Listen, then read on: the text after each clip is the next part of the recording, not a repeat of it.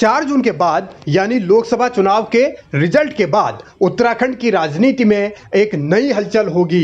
सरकार में सर्जरी होना तय माना जा रहा है और चर्चा इस बात को लेकर भी है कि सरकार का नया स्वरूप कैसा होगा। इसको लेकर होमवर्क शुरू हो चुका है और इसमें अब अलग अलग तरीके से आकलन किया जा रहा है।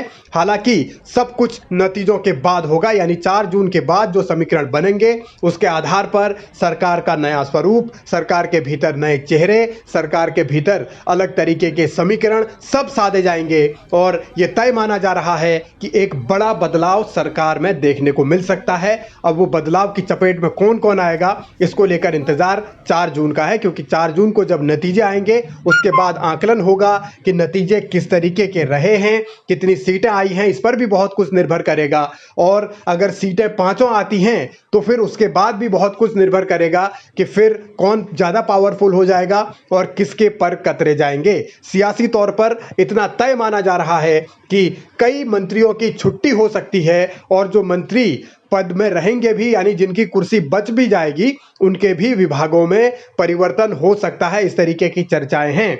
फिलहाल जो राजनीतिक समीकरण है वो इसी रूप में साधे जा रहे हैं कि किसी भी तरीके से जो अपने अपने आकलन है, अपने अपने इलाके हैं, उन इलाकों को पहले आंका जाए, वहां अलग अलग समीकरण समझे जाएं और जो मौजूदा परिस्थितियां हैं, सरकार को लेकर जो सवाल 2022 के बाद से उठे हैं, जिस तरीके से कई मंत्रियों के कामकाज को लेकर चर्चा ये है कि संगठन भी नाखुश है और कार्यकर्ताओं में भी कई मंत्रियों को लेकर नाराजगी है। ऐसे में सरकार का नया स्वरूप यानी सरकार के भीतर बदलाव तय हैं और उस बदलाव को लेकर ही चर्चाएं अब होंगी और कुछ हो रही हैं। आने वाले वक्त में यह तय किया जाएगा कि किस किस स्तर पर बदलाव किए जा सकते हैं और किस स्तर पर बदलाव पार्टी के लिए, सरकार के लिए ज़्यादा अच्छे हो सकते हैं और उन बदलावों के आधार पर ही फिर रणनीति बनेगी। नए चेहरों का कैबिनेट में आना भी तय है। अब लॉटरी किसकी लगेगी, इसको लेकर अटकलें 2022 के बाद से ही लगती रही हैं, लेकिन इस बार क्योंकि अब ये लोकसभा के चुनाव होंगे तो उसके बाद बहुत हद तक तस्वीर साफ होगी कि दिल्ली में किसको